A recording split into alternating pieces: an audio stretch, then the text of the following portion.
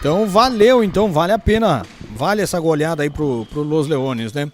Bom, termina o jogo, então uma sonora goleada de 12-5 pro Los Leones, né? Acho que o placar mais elástico que a gente viu, mais claro, a gente entende aí a equipe da Cetel e também entende esse placar elástico aqui, porque a Cetel não é tão ruim assim para tomar 12, né?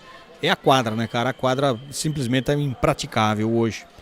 Infelizmente, né? E esse jogo da Cetel, a cada jogo que vinha passando e acumulando isso cada vez mais, né? O jogo ia ficando mais ruim. E é claro, culminou aí com o jogo da Cetel e Los Leones. Claro que a quadra é igual para os dois, mas convenhamos que o time do Los Leones é um time mais leve, de gurizada, conseguiu se adaptar melhor aí à quadra, né?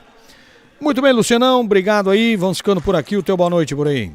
Boa noite a todo o público da IP, toda a equipe de transmissão, e fica o convite porque semana que vem é a última rodada da primeira fase. Vamos conhecer todas as equipes que vão para as quartas de final e seguir sonhando com a Série Ouro. Boa noite. Lembrando que semana que vem a fecha é normal, né? A rodada é normal no sábado e no domingo. Excepcionalmente essa semana foi na quinta por causa do aniversário aqui do Chuí.